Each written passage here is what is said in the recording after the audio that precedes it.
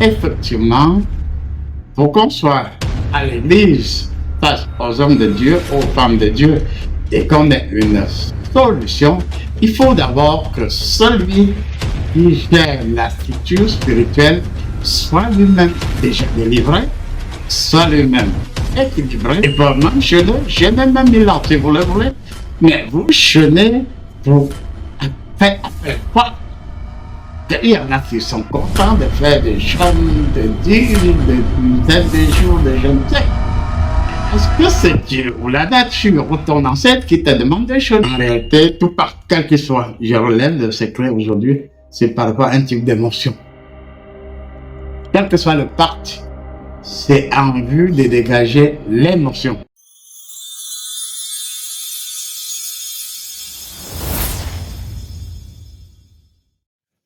Le Silo Centre initiatique que le livre ouvert qui forme, détecte et encadre les potentiels de toute nature.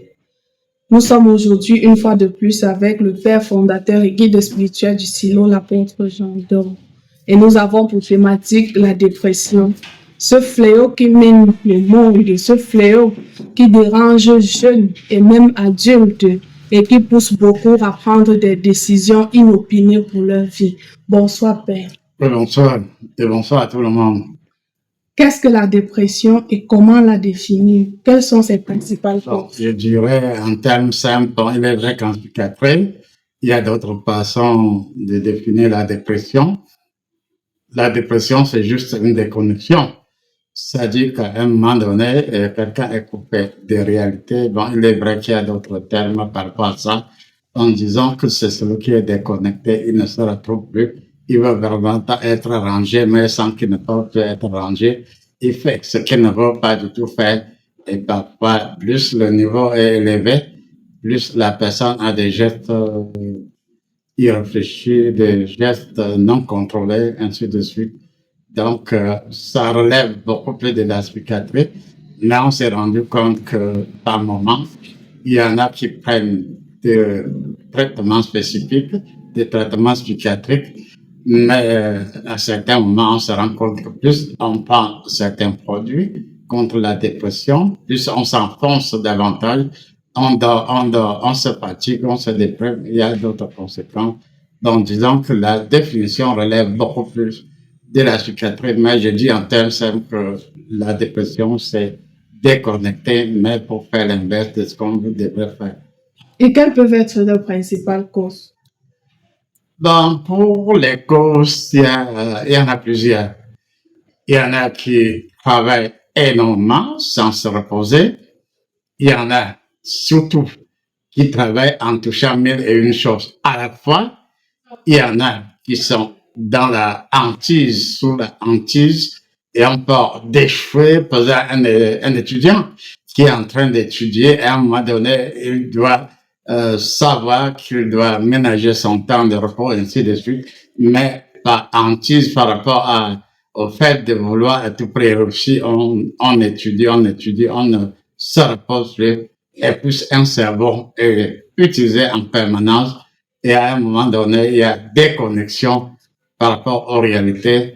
Et il y a aussi la dépression due au fait d'être peut-être persécuté par telle ou telle situation. C'est-à-dire qu'on peut être tout simplement chosifié à telle enseigne qu'à un moment donné, on retrouve son état primitif, un état animal, et on se néglige. Certains dépressifs ne se lavent même plus, ne s'alimentent même plus, parfois prononcent des paroles c'est-à-dire, là, on tend déjà vers la dépression, pas en mode de folie ou de cela, mais disons que c'est graduel, les données de la dépression.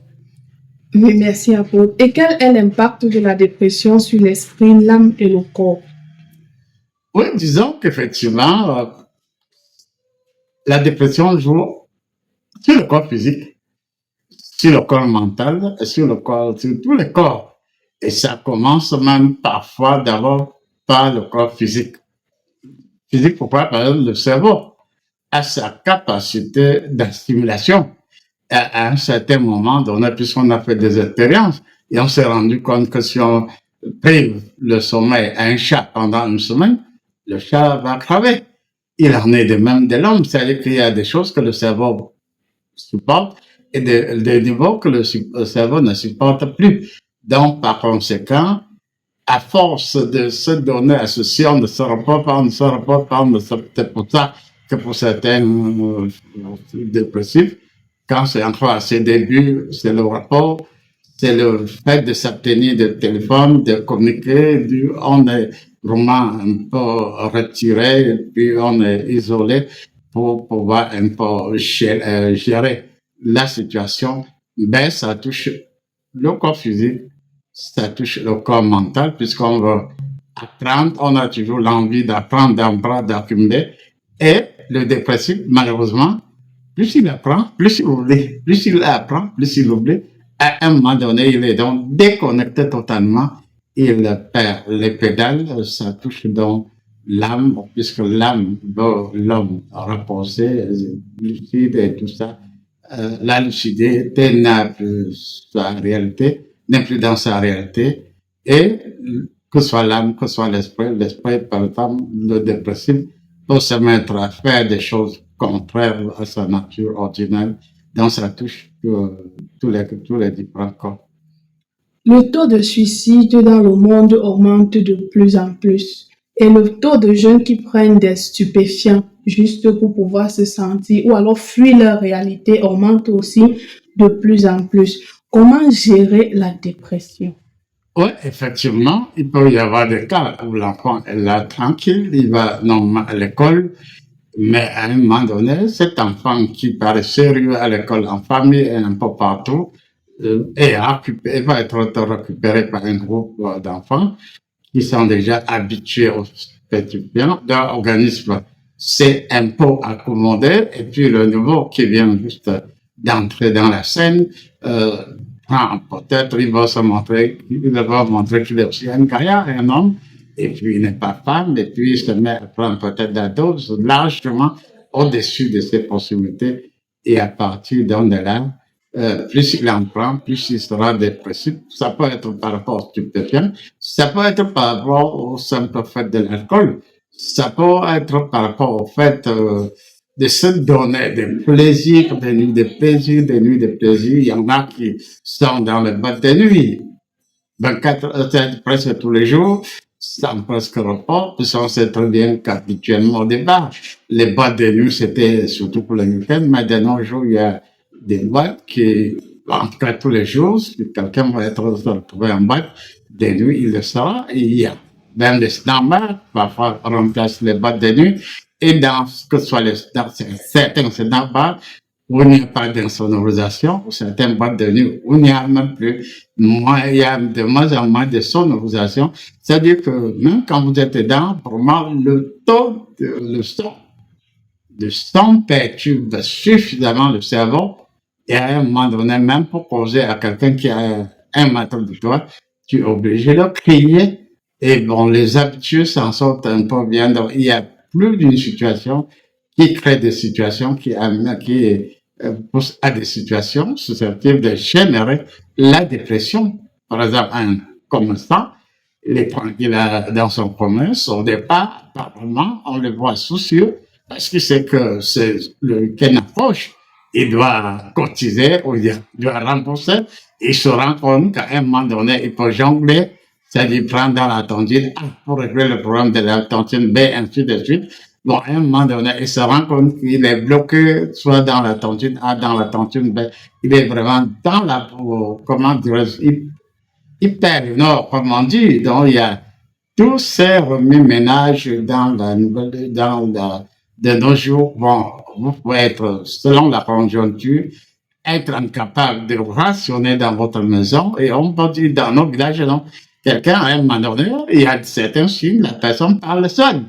Et on se dit, non, celui-là, quand il parle déjà seul à répétition, là, ça veut dire qu'il y a quelque chose qui ne va pas. Il y a ces signes, les mots de société, le fait on a parlé de drogue, d'alcool et tout ceci, on prenait quelqu'un qui, au lieu de dormir normalement, passe toutes ces nuits à boire, c'est pas mettre dans les bars ordinaires, mais son taux de sommeil, au lieu de 8, on est à 2 heures, on est à 6 heures. On s'en vante de supporter toute une nuit, mais après un temps, tout se dérègle, on est dans la dépression. De plus en plus, on roule des tambours et on sonne des sonnettes d'alarme dans le sens qu'il faille que l'homme se réveille, qu'il faut que les consciences se réveillent. Il y a un appel profond à la spiritualité. La spiritualité peut-elle apporter un soutien émotionnel et mental aux personnes souffrant de dépression? Oui, la spiritualité pas bien agi, mais revenons à certains aspects de la dépression, certaines causes. Vraiment, prenons le cas d'un homme ou bien d'une femme. Dès lors que la personne somnole un peu, elle est victime de couches de nuit, de jour comme de nuit. Et il y en a, j'ai eu dans mon journal, j'ai eu à suivre quelqu'un qui ne pouvait pas passer une nuit chez lui. Il passait ses nuits dans la voiture et même dans la voiture, ça n'allait pas parce qu'il se sentait persécuté. Et quand on voit des personnes dans des snack-bars, boîtes de nuit et autres, il y en a qui ont pour domicile boîte de nuit au snack-bar, pas parce qu'ils ne veulent pas être chez lui, mais parce qu'ils savent que chez lui, il y a danger signalé et certains esprits, certains démons peuvent expressément le pousser à être hors de chez lui, ne s'alimente plus comme ça se doit. Il sait qu'après la première, puisque la dépression n'est qu'une introduction, hein, il me conduira à poursuivre s'il n'y a pas de disposition prise pour tomber dans plusieurs types de folie. Il y a quand même plusieurs types de folie. Bon, revenons maintenant à l'homme spirituel. Oui, oui, on se dirait, plus il y a des églises qui se multiplient, il y a plus de possibilités d'être, disons, compris, d'être entouré, d'être dans l'entraide, d'être ceci ou d'être cela. Mais peut-être que ces personnes seront choquées du fait que certaines formes de chapelles, certaines prédications, certaines façons de faire sous-tendent la dépression aussi. Oui, ça peut sous-tendre la dépression. Ça veut dire que, effectivement, pour qu'on soit à l'église face aux hommes de Dieu, aux femmes de Dieu, et qu'on ait une solution, il faut d'abord que celui qui gère la structure spirituelle soit lui-même déjà délivré, soit lui-même équilibré, mais malheureusement, il y en a qui prennent, ou en tout cas qui prêchent des doctrines qui ne sont pas du tout catholiques. Dernièrement, je prends l'exemple ici, chez nous à Soie, il y a quelques années, il y a un groupe qui avait demandé à la salle de la mairie, bon, on leur avait accordé, c'était pour un certain nombre de jours, et après on s'était rendu compte qu'à certains moments on éteignait la lumière. Et puis, je rappelle qu'effectivement, une nuit, on a dit, bon, aimez-vous les uns les autres. Et puis, il y a un papa qui a bondi sur son propre fille. Et c'est quand la fille a dit, Jama, à une certaine fréquence, qu'on a allumé et on s'est rendu compte que le père était sur la fille. Bon, c'est l'église, entre parenthèses, qui devient source de la dépression. Alors, qu'en allant à l'église, on se dit qu'enfin, on fuit les contraintes du quotidien, on fuit beaucoup de difficultés pour se réfugier, et c'est là où on se réfugie pour être hors des portées par rapport à la dépression, qu'on est véritablement dans la dépression la plus pire qui soit, parce que petit à petit, on vous entraîne à adopter des attitudes qui consistent à faire ceci, on tord les versets bibliques qui étaient du milieu d'eux, ceci ou cela, oui, ton père fait ceci, il faut, jusqu'à certains moments, on peut comprendre qu'à certains moments, oui, un homme devenu homme de Dieu, bon, je reconnais que, bon, son père est notable, j'ai parlé de ça dernièrement, puisque son père est devenu notable, il faut qu'il sorte son père de la notabilité et qu'il le conduise aux eaux de baptême. On n'a rien contre, mais malheureusement, la coupure a été brutale. Dans ce sens que le fils qui amène le père sort le père de sa notabilité sans comprendre comment elle est. C'est-à-dire, on revient en fait que pour que l'Église soit utile par rapport à la dépression ou au règlement de la société, il faut que ceux qui mènent ces églises, ces structures, soient eux-mêmes matures et qu'ils aient réellement Dieu avec eux, qu'on ne soit pas là à des attitudes scolaires, à des manœuvres qui dévalorisent l'homme. Et par conséquent, si on n'a pas une structure bien adaptée, convenant réellement à la bonne morale, convenant à ce que veut Dieu, on sera dans l'impasse. Ça risque d'être pire que dans le monde. Il y a beaucoup d'hommes de Dieu qui le décrivent de nos jours. Il y en a qui se réfugient dans les églises comme ça, fuient le monde. Et là, on se rend compte que c'est pire que dans le monde. Et c'est pour cela qu'on peut dire que c'est un sujet suffisamment délicat. Et on peut aussi se dire que dans l'avenir, il est vrai qu'on n'est pas encore en proportion.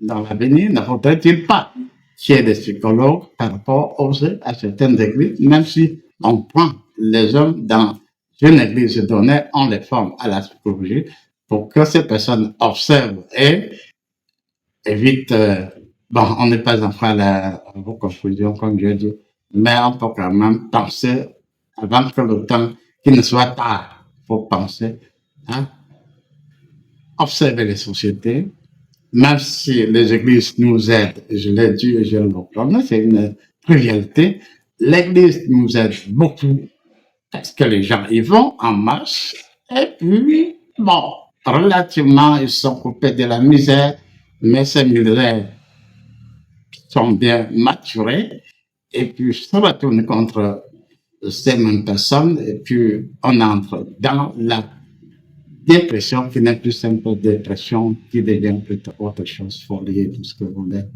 C'est qu'on fait, il y a trop de termes techniques, mais c'est juste les variables de la dépression de départ. Combiner spiritualité et médecine moderne, vous avez dit tantôt qu'il faille qu'on forme des psychologues pour les églises. Admettons que cela soit déjà sur le tas, la spiritualité peut-elle remplacer un traitement moderne, un traitement médical moderne? Et quand faut-il consulter un professionnel de santé pour ne pas se fier uniquement à la pratique spirituelle? Oui, disons que les deux doivent aller de pair. Dans d'autres pays, ça se fait. En Afrique de l'Ouest, ça se fait. Même chez les Blancs, ça se fait. Il y a des hôpitaux qui reconnaissent véritablement la présence d'autres formes, on appelle tantôt la médecine alternative. En tout cas, il y a la possibilité de combinaison et ce serait mieux qu'il y ait une combinaison entre les sciences dites modernes et puis les sciences. Bon, c'est juste un jeu de mots. Parce qu'en réalité, rien ne prouve que ce qu'on avait dans nos villages, dès le départ, même avant l'arrivée des nouvelles formes de l'école et autres, il y avait quand même une école du tous les jours, l'école traditionnelle, l'école de la vie. On ne pas, c'est-à-dire pour appeler chacha, même avant l'arrivée de l'église de Blanc, de l'école de Charlemagne, il y avait déjà l'école, même si on appelait l'école de la vie, on n'appelait pas ça l'école sous l'arbre. L'école sous l'arbre, c'est une autre appellation qui vient plus tard. Il y avait l'école de la vie, l'art d'être. D'accord. Donc, il faut une combinaison de la spiritualité et de la médecine moderne, puisque la réalité, on n'est pas entré dans les détails tout à l'heure. C'est-à-dire que la première des choses, quelqu'un est dépressif.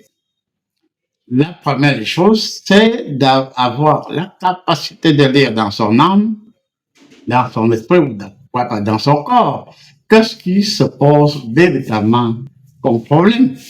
On peut dire que des dettes qui ne parviennent pas à régler et ça dérange son cerveau, le comportement du corps, et voilà que la personne se met à passer des nuits sans sommeil.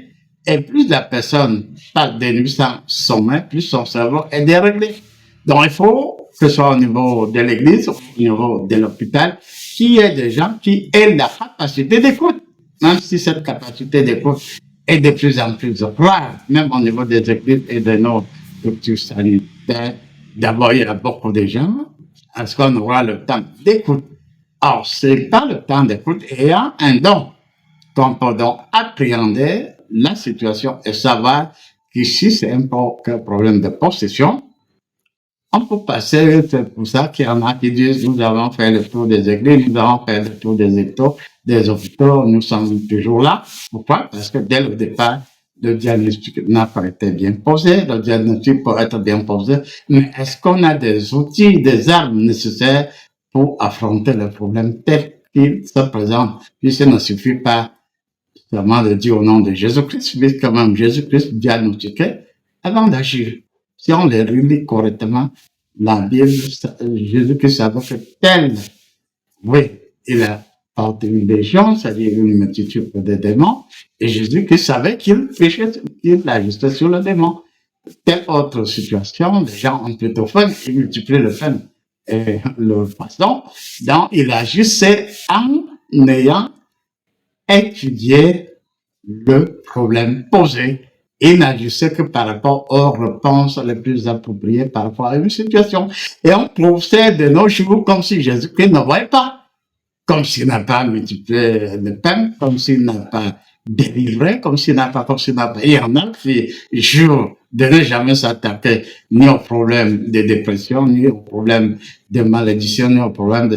Quand bien nous avons déjà été consacrés l'école de la nature, l'école de l'église, l'école de vie, tout.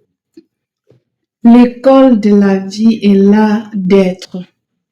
Comprendre le sens de ses souffrances. La dépression peut-elle avoir lien avec une crise spirituelle? Peut-on la considérer comme un signe de remise en question profonde spirituelle? Oui, la dépression peut dériver aussi d'un abus. Vous comprenez? Bon, ça peut arriver quelque part, on ne trahit aucun secret. Que quelqu'un se dise fire. Et il se dit que plus il va dire fire, l'intonation étant, il va se dire que oui, comme l'intonation est.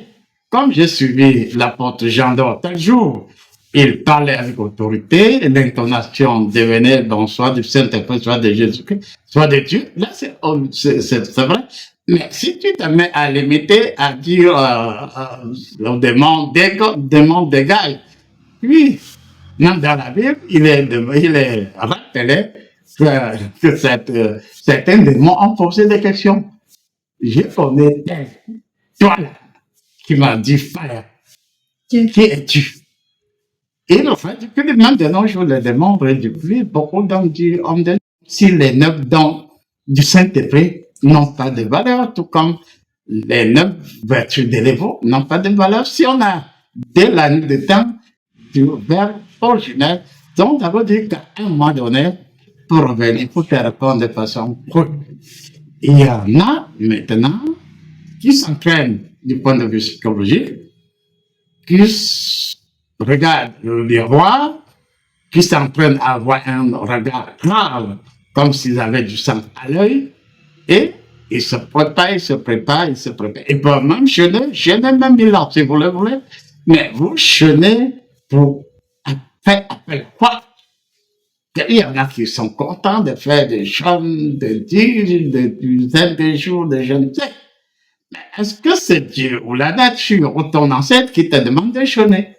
Parce que jeûner, ça veut dire, c'est priver le corps d'un certain nombre d'éléments et l'amener à être concentré et l'amener à cerner le taux d'énergie possédé par ce corps et de dégager cette énergie maturée et vous savez à quelque chose de précis.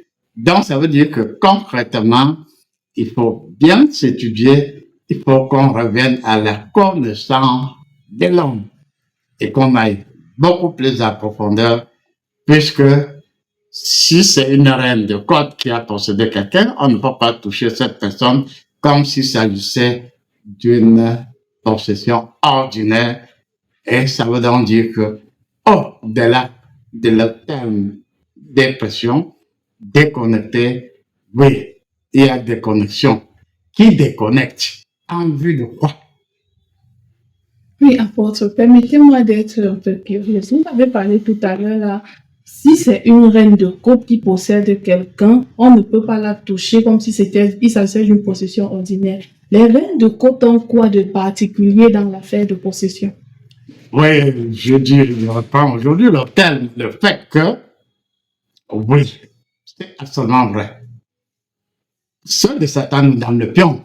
Vérité aujourd'hui, que chez Satan, un caporal ne se passera jamais pour ces gens. La discipline y est.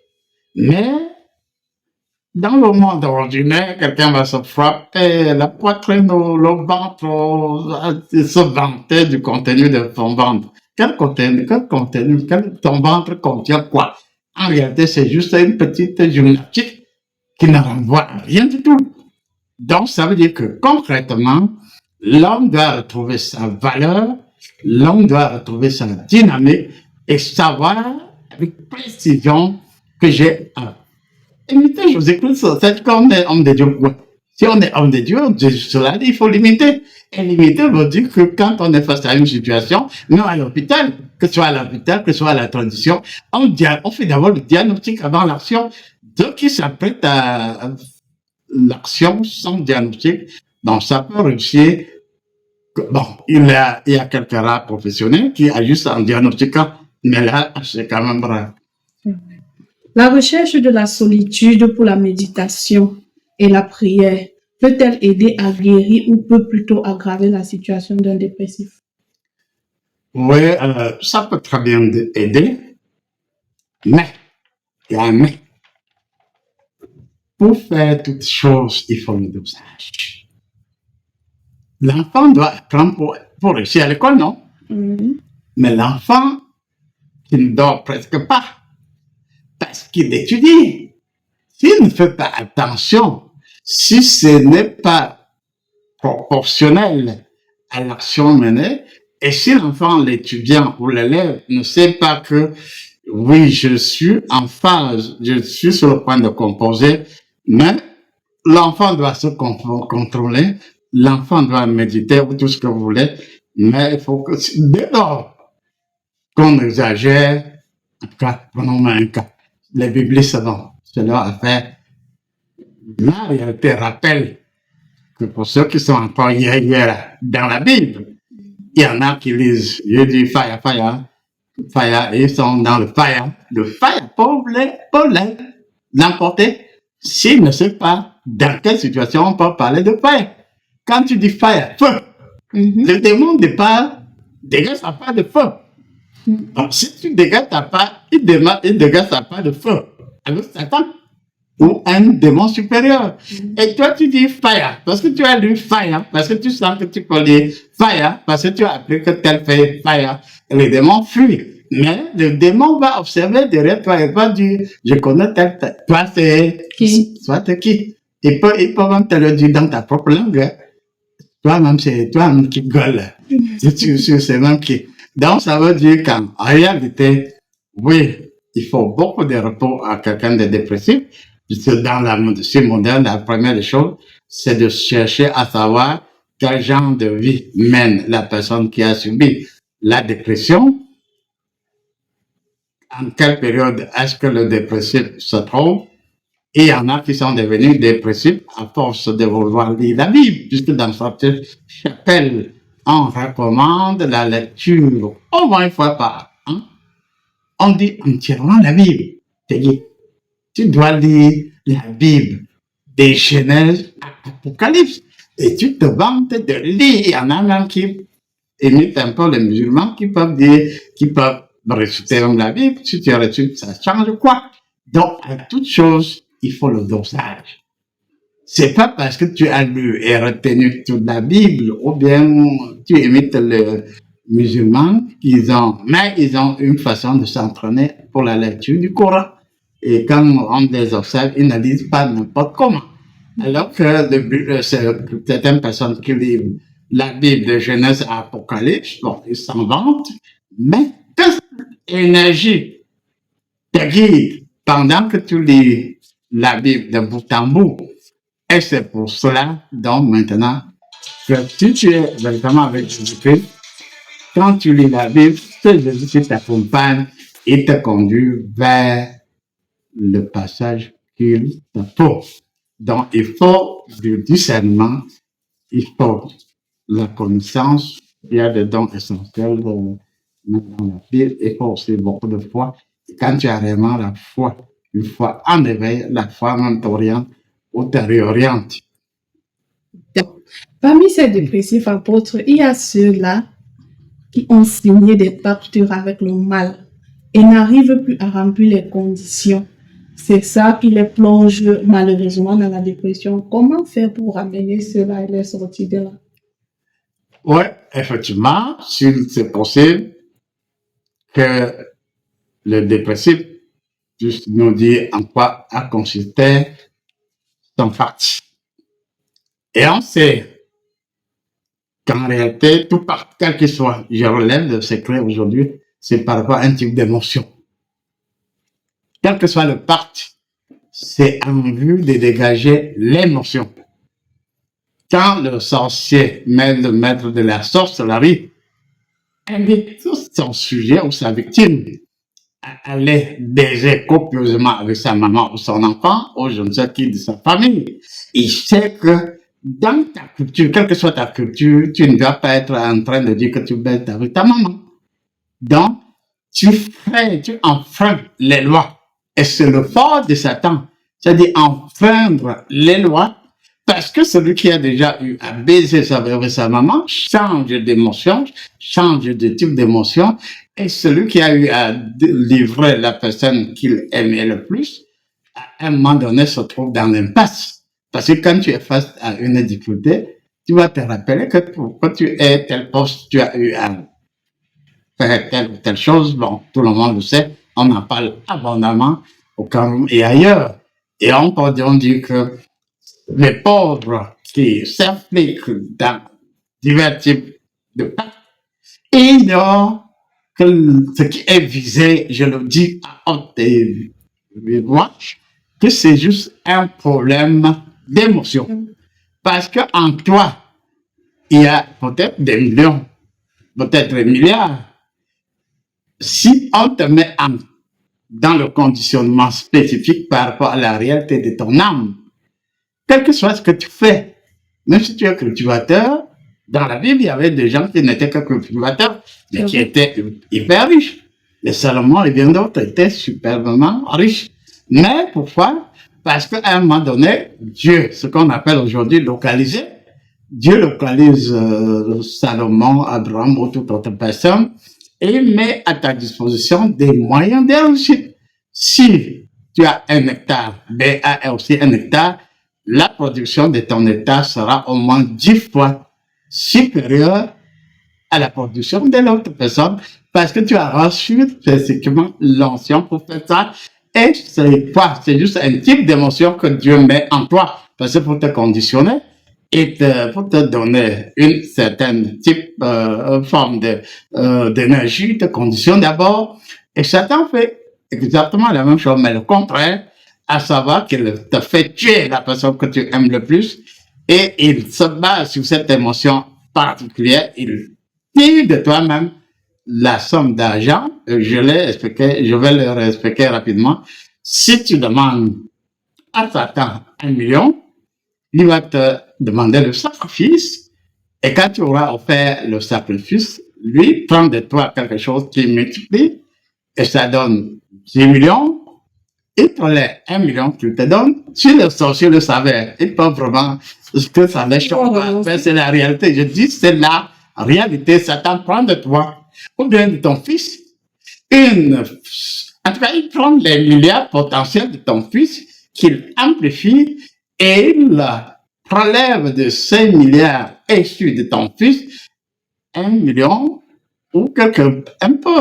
Et tu ne sauras jamais si tu Dieu t'a outillé, tu ne sauras jamais qu'il a prélevé. En tout cas, tout se résume en l'émotion. L'émotion négative, c'est pour un but. L'émotion négative va donc dire que tu te laisses contrôler par l'énergie que tu portes pourtant. Et quand cette énergie que tu portes pourtant qui se arrête sous la forme de la gouttelette microscopique, la même gouttelette peut être transformée en des millions ou en des milliards. Mais ce sont les connaisseurs qui savent que c'est ainsi. Et pour cela, nous disons tout simplement que la nature est ainsi faite. L'émotion négative a son rôle, l'émotion positive a son rôle, mais très souvent on ridiculise les gens. Et une fois ridiculisé, on sait qu'on te tient, que tu ne peux plus faire marche arrière. Celui qui a baisé correctement avec sa maman, qu'est-ce qui peut remplacer ça? Rien ne peut remplacer. Et on va toujours jouer sur ce qu'il a fait pour le tenir à vie. Et c'est pour cela que certaines personnes étant tenues, à un moment donné, Peggy peuvent se rendre compte qu'elles sont tenues. Il y en a plus se suicide. Et là, on est plus seulement à la dépression. C'est-à-dire que quand certaines personnes dans les grandes villes se rappellent ce qu'elles ont fait, les belles voitures, les belles villas, les ceci, mais quand elles se rendent compte du conditionnement de ce qu'ils ont, il y en a qui ne supportent plus et qui se suicident parce qu'ils se disent que si moi je mettais mes genoux à terre, si j'élevais véritablement mon Dieu pendant que l'autre vénérait son Satan, j'aurais eu le même résultat, sinon plus. Beaucoup ne seraient pas entrés dans ce piège. Le manque de patience. En tant que grand spirituel, comment procédez-vous lorsque vous êtes en face d'une personne qui vit la dépression? Comme il est dit, et c'est valable pour tout le monde, à l'hôpital, même si tu as le palu, on prend ce qu'on appelle paramètre. C'est après tes paramètres qu'on sait si c'est 2 croix. Si ton palu est déjà à 1 croix, à 2 croix, à 3 croix, la base, c'est savoir le niveau de ton paludisme. Et même en matière de dépression, quand tu as la capacité de lire dans la dépression ce qu'il y a, bon, si on a déjà un niveau superlatif, on peut aller au-delà s'il s'agit d'un démon, s'il s'agit d'un ancêtre, s'il s'agit, en tout cas, on est en contact avec l'origine de la dépression. Et plus on est en contact avec la cause primordiale de cette dépression, plus on a la possibilité de renouer le contact avec l'harmonie de la personne, de la reconditionner et de lui donner de sortir de cette dépression. Bon, on peut me rappeler d'un cas. Bon, celui-là, c'était un cas de dépression, mais lié à la sorcellerie. Et on avait essayé à dorer un peu partout. On avait essayé. L'enfant, quand il devenait dragon comme celui qu'il avait possédé, même si vous le mettez enfermé dans une chambre, il attrape par le cri, il voit ça comme un petit jeu. Et quand l'enfant est arrivé chez moi, j'étais à Minta. À ce moment-là, je le suivais. Quand je suis arrivé, en jean, en blouson et autres, puisqu'il y avait à ce moment-là beaucoup de poussière sur la route Yaoundé Minta. Mais je vous assure que lorsque je suis arrivé, on m'a dit, bon, voilà, en tout cas, voilà l'homme qui doit soigner ton enfant. On s'est dit, celui-là, avec son petit là, est-ce qu'il peut y prendre un point? Et puis, en réalité, je me suis reposé, je me suis reposé, et j'ai demandé à Dieu, on fait comment? Il m'a rappelé ce qu'il fallait faire. Et j'ai passé ma nuit à faire autre chose. Le lendemain, je me suis réveillé, j'ai demandé qu'on le lave d'abord, on l'a lavé. Il est venu, on l'a couché, puis je suis passé, je l'ai traversé 2 fois. Et à la 2e fois, il a crié, il m'a eu. C'est-à-dire le démon qui était en lui, c'était le premier, il m'a eu. Et le démon était parti. Et l'enfant qui était au centre Jamon, comme je disais tout à l'heure, il était fatigué à cause des antidépressifs qu'on lui donnait, qui le fatiguait au lieu de le guérir. Parce que c'était pas quelque chose à guérir par la voie ordinaire, c'était un esprit qu'il fallait chasser. Et donc, dès lors que le démon est parti, il s'est levé, il a été content. Et puis, comme on travaille, chaque matin, lui aussi, il partait, il travaille. Il prenait la peine. Le lendemain, il travaille. Ça veut donc dire que quand on est dans la connaissance avec la nature, avec Dieu ou avec nos aïeux positifs, on gagne en temps parce qu'on agit sur la dépression en décomposant la dépression en ses éléments premiers, quel que soit le cas. Merci beaucoup, grand sage. Je suis impressionnée. Le fait que vous avec votre niveau spirituel, vous dites, je demande à Dieu, on fait comment? Il y a plus petits que vous qui disent carrément, non, Dieu, là, attends d'abord, restez un peu là-bas, je vais gérer la fête, même si ce sont les coups de poing, on va s'enchaîner. Et ça m'impressionne vraiment beaucoup. Merci. Alors, c'est la fin de notre capsule. Si cela vous a plu, souvenez-vous, le silo vous ouvre grandement ses portes. Avec des cas de dépression, de sorcellerie ou autres, vous pouvez prendre rendez-vous avec l'apôtre Jean d'Or pour une consultation approfondie et pour un résultat assuré. Merci.